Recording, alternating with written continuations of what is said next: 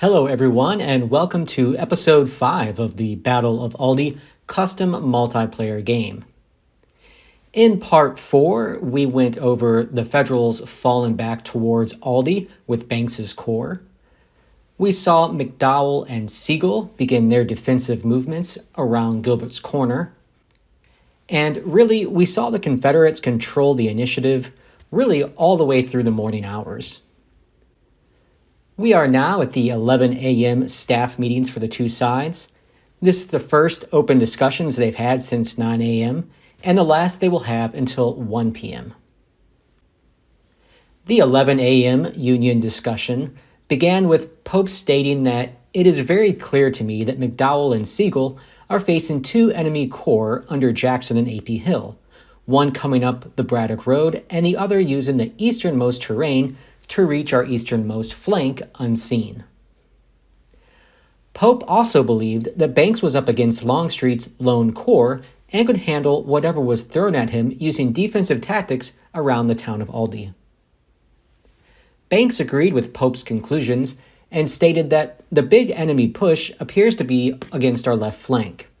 Longstreet's move to the northeast is designed, no doubt, to support that, and he will most likely try to get behind Siegel. The Federal commanders are actually unaware that Anderson's division has already turned to the southeast towards Aldie. Right now, they are still under the impression they're moving northeast.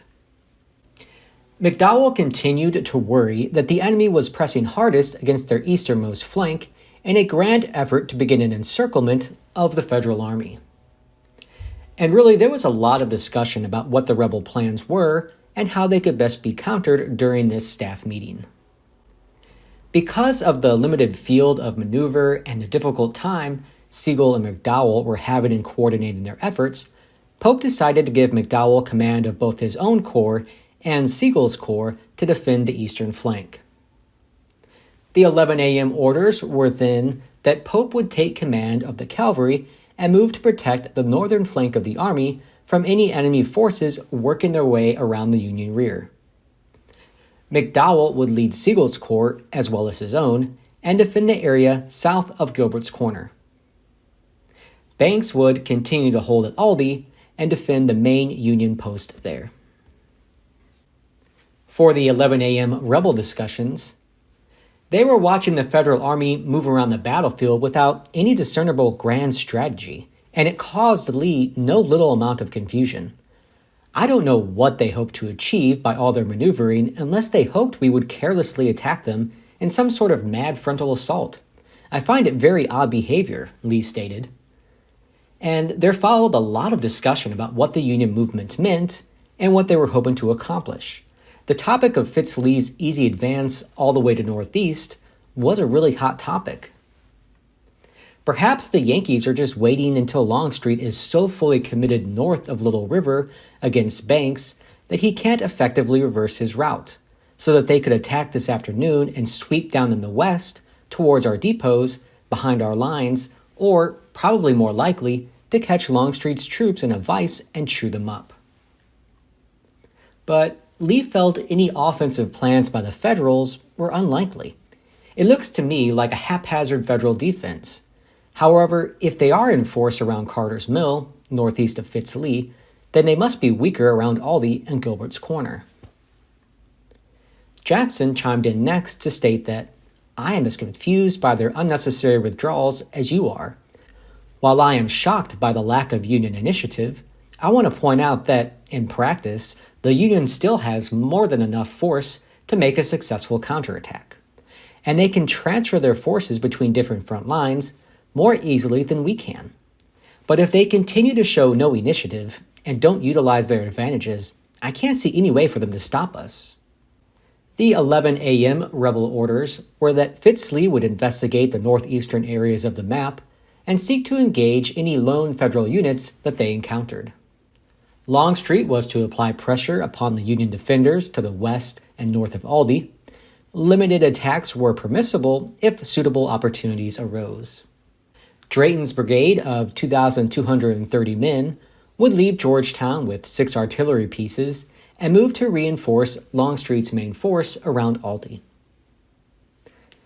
Lastly, Jackson and Hill were to continue their advance against Gilbert's Corner.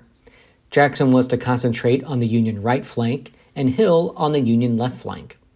The rebel center would be left weakly defended, as the Federals had shown no offensive initiative up to this point. So, my unasked for 2 cents right now, and McDowell and Sigel, combining them, you know what, this is actually a good move to merge their forces.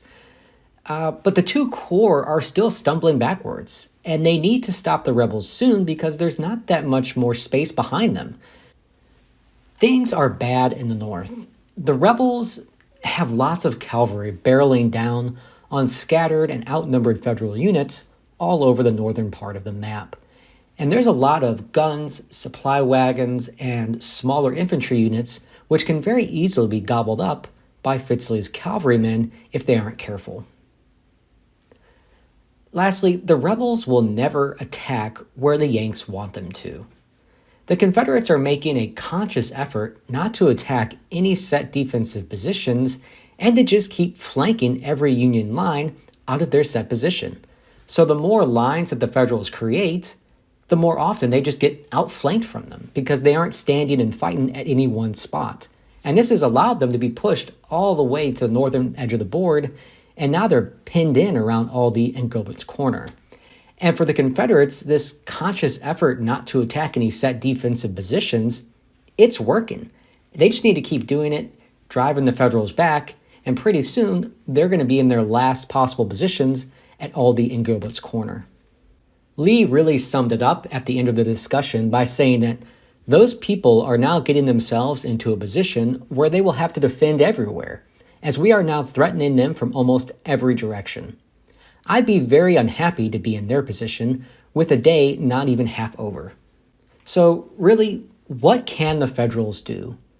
Well, the Yankees have to hold both Aldie and Gilbert's Corner. If they lose either, the battle ends. And because of that, there's just nothing they can do. They can't attack, they can't maneuver, because they don't have any available units to do either. The only uncommitted brigade that they have in their entire army right now is right there behind McDowell's front. And that's it. That's their tactical reserve. They have to just hope that the rebels make an error. And this is the worst possible position to be in when you're playing one of these games. You're just waiting for the enemy to screw up, and if they don't, well then you're gonna lose. Initiative and flexibility is everything in these games. And once you lose those things, your probability to win is almost zero. And you should never become fixed in place like the Federal Army is right now. You need to somehow maintain some initiative and some offensive capability. Otherwise, your opponent is just going to push you around and push you around until they win the battle. The 11 a.m. turn now has been taken, and this is where both sides sit on the map. Around Aldie, Anderson's division has now been spotted. They are no longer moving northeast. The Federals have confirmed that they have turned southeast instead. This is going to put some pressure on the northern side of Aldie, where Banks's corps is, to be honest, a little weak right now. There is a growing artillery duel between Hood's division and Banks's corps taking place around Aldie in the open fields in that area. 11:20 a.m. and Fitz-Lee, he's cautious right now. He could have rushed across the bridge going to the north, but instead has halted, is combining his forces, and I think he's a little hesitant to cross to the north because he's not too sure what the Federals are up to just yet. And it kind of feels like McDowell is trying to hold his line. He hasn't fallen back this turn and is instead fighting where he is, so maybe the Federals are going to try to hold in their current positions. 11:40 a.m. and Anderson is moving south towards Aldie. He's closing the gap between his forces and the Federals around Aldie and will soon be within musket range of the Federal forces there. We're going to zoom in actually on Aldie at the moment, and you can see that Anderson and Hood's divisions have moved around the town while Banks is hemmed in around it. Anderson's division is moving southward slowly towards Banks's northern flank, while Hood's division has formed a line to the west of the town and are using their artillery to bombard the Federal line. There is increased fighting along the front with Jackson and Hill and McDowell's forces. The Confederates continue to put pressure, and while I thought the Federals were going to try to hold in their current positions, they continue to creep back just a little bit more each turn. And I think the reason for that is that the Confederates are now on the flank of the Federal forces. Zooming in on that area there, you can see that the Federals of Milroy's brigade are tangling with Jackson's division, which is working to get around their right flank. And already the Confederates have captured this critical trail right here through the mountains, and this is going to allow them to get in behind the Federal right flank. Once they do that, they'll be able to roll up the Federal flank and begin to push them back towards Gilbert's Corner. 12 noon now in the game, and Fitz Lee remains cautious. He has not attacked to the north or to the south for that matter, and is still bringing up artillery and more cavalrymen. McDowell has stretched his line all the way to the eastern edge of the board. Doing this finally secures his critical left flank, which he was worried about earlier, and prevents the Confederates from sweeping unopposed around that side. 12:20 p.m. now, and the Confederates have moved north of Goose Creek. So was there a Union error here? Well, let's actually zoom in. So you'll recall that I was talking about the caution of Fitz Lee's brigade and how they weren't moving very quickly to cross Goose Creek on the northern part of the map. Well, this is turn number 30, and you can see that the Federals here are defending Goose Creek and the one crossing in this area against the Confederate cavalry. And the only crossing is located right here along the road, which runs all the way to Gilbert's Corner in the south. And the Federals have been holding this ford really for a number of hours. Why they're doing so is, to be honest, kind of a mystery. There's nothing north of this creek they need to worry about, but for whatever reason, they're holding here. And they've got 570 infantrymen along with 10 cannon north of Goose Creek. And against that, the Confederates have brought 2,477 cavalrymen along with 11 cannons. The Federals are fighting a losing battle here north of Goose Creek. If the Confederates are aggressive enough, or to be honest, had they attacked earlier, they could have already captured nearly all of these forces. The Federals should look to save their artillery by either fleeing to the west, getting into the woods and trying to hide, or simply spiking their guns. There's not much time left before the rebels realize just how weak the Federals are north of Goose Creek. And then on turn 31, the turn that we are now looking at, the Federals just fell back from the ford. And there's nothing to prevent the rebels from riding across now. And the Federal guns are in great jeopardy of being captured. So why would the Federals do this? Well, it's actually part of a plan. And let's actually zoom back and take a look at the Federal plan. So you can see that about 1 mile to 2 miles away from Goose Creek is the Little River. And the Federals are hoping that the rebels attack across Goose Creek and turn their backs to the forces at Little River. By doing so, then the 2,390 Federal cavalrymen south of Little River can ride north, and if they're lucky, they can maybe isolate and catch the rebel cavalry between their two forces and capture them.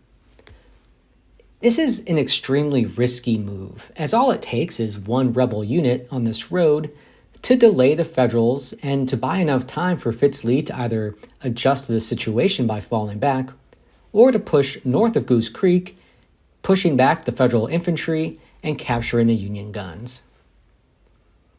And that's actually exactly what happened, sort of, on turn 31 when the Confederates moved. The rebels did exactly what the Federals wanted them to do. Fitz Lee has sent 1,000 troopers across the ford to attack the Federal infantry and the guns located there. But Fitz Lee has also left some troopers guarding his rear and the road north from Little River. And in a gaming twist that sometimes happens, although Lee had a huge advantage in numbers once he crossed this river, he did not melee the federal forces, and as it turns out, this was simply an oversight. These things happen. Had they quickly meleeed the Federals, they would have easily have overwhelmed them, pushed them back, more than likely routed them, and then been free to capture the Federal guns and wreak havoc north of Goose Creek. So what's the plan next? Now that the Confederates are across Goose Creek, will the Federals move across Little River and try to bag them and stop them? Well, the Federal plan worked, right? North of Goose Creek, but not south of it. And there's substantial rebel forces backed by artillery on high ground, which blocked the path of the Union cavalry northward. To me, it seems unlikely that the Federal cavalry can capture the Confederates north of Goose Creek. But are the Federals going to try anyways, and do they even have a choice? The Federals are losing this game by a few thousand victory points, and with all this Confederate cavalry sitting out there, if there's an opportunity to maybe inflict some heavy losses on them, capture a few units, and perhaps get back in this game as far as victory points go, maybe the Federals just have to roll the dice and take a gamble. Going back to the overhead map now, you can see that McDowell's flank continues to be turned. They have now isolated the rightmost regiment of McDowell's line and are getting in behind McDowell's right flank. And in the north, Anderson's division is now moving south and approaching the outskirts of Aldie and the Federal line there. 12:40 p.m. And let's actually go back to see what the Federals did north of Little River and south of Goose Creek. And what they did was they attacked. Buford has sent a cavalry force north to try and damage and repulse the rebel cavalry, harassing their rear areas. There are about 4,000 Federals between the cavalry and the infantry versus about 2,700 rebel cavalry in this area. And will the rebels just fall back and play it safe? Or will they counterattack and maybe try to damage the extended Union column moving from Little River north towards Goose Creek? It'll be something interesting to watch as we move forward, because if the Confederates can really damage that Federal column, they can put this game out of reach as far as victory points go. On the other hand, if the Federals are able to inflict some heavy losses on the Confederates, they can get right back into this game. So this is going to be something to watch moving forward. McDowell, though, is now being badly flanked on his right. If we zoom into this area, you can see that Milroy's brigade and Jackson's division continue to tangle in the thick woods on McDowell's right. And now there are two large Federal infantry regiments that are isolated on the right of McDowell's line. And if this continues, the Confederates are just going to keep rolling up the Federal flank until it breaks. My unasked for 2 cents about everything going on right now as we reach the 1 p.m. hour in the game. Really, we can just zoom out a little bit and look at all of the action in just one screenshot. This shows the bulk of the Federal Army and also the overwhelming majority of the Confederate Army as well on the map. And it's just contained in this small area of the battlefield. To the south, Jackson and Hill are still advancing against McDowell, while in the northwest, Longstreet is advancing against Aldie. The Federals have Banks at Aldie itself, with McDowell and Sigel defending south of Gilbert's Corner. And if they lose one of these two objectives, the battle comes to an end. So that's why the Federals continue to stubbornly defend these areas, trying desperately to hold these two objectives. Their biggest problem right now, though, is this area here. McDowell's right flank is in the air, and he doesn't have a whole lot of men left in order to stretch in that direction through these thick woods. The Federals need to find a way to protect both Aldie and Gilbert's Corner, but they're running out of time, and the harder Jackson and Hill press, the harder it's going to be for the Federals to ever really gain a footing. But they've fallen back as far as they can fall back, I believe. And as I said, the Federals, they have no more room to retreat or reposition. It's really just time to fight or surrender, really. They can't allow the Confederates to just keep pushing them around the battlefield. Should the rebels attack? I mean, so far they've been successful through maneuvering and just slow playing things. bringing up infantry, artillery, and just pushing the Federals back anytime they stop to try to defend the line. And it's working. Also, McDowell is outflanked now. If he continues to be outflanked on his right, they're just going to roll up the Federal line piece by piece. So perhaps a large attack by Jackson and Hill isn't even needed if they can just outmaneuver them continuously. One thing, though, was Fitz Lee's caution in the north. This was an unfortunate instance over the last couple hours, as it allowed the Federals to reinforce themselves in the north with their scattered cavalry units and other assorted infantry units. And now, although we don't know what's going to happen in the north between Fitz Lee and the Federal cavalry there, things are at least churning in the north, and maybe it goes the Federals' way, maybe it goes the Confederates' way. But had Fitz Lee just attacked north of Goose Creek immediately rather than waiting a number of turns, they would have already captured all those Federal guns, been north of Goose Creek, and been able to gain hundreds of victory points in the process. What am I looking forward to in the next part? I want to see that cavalry battle in the north. I don't know if the Confederates are going to counterattack or not. My impression, though, is that they're going to, but we're going to have to wait and see. Jackson and Hill versus McDowell and Sigel.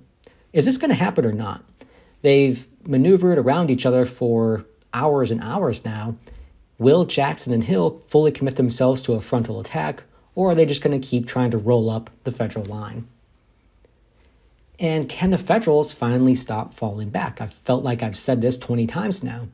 They have to make a stand somewhere, and they are already on top of their objectives. There's really nowhere to fall back to at this point. So they need to find a line, defend that line, and fight back. All right, thank you for watching, everybody. I do appreciate it. If you liked the video, give it a like on here, and be sure to check out the next episode a little later on.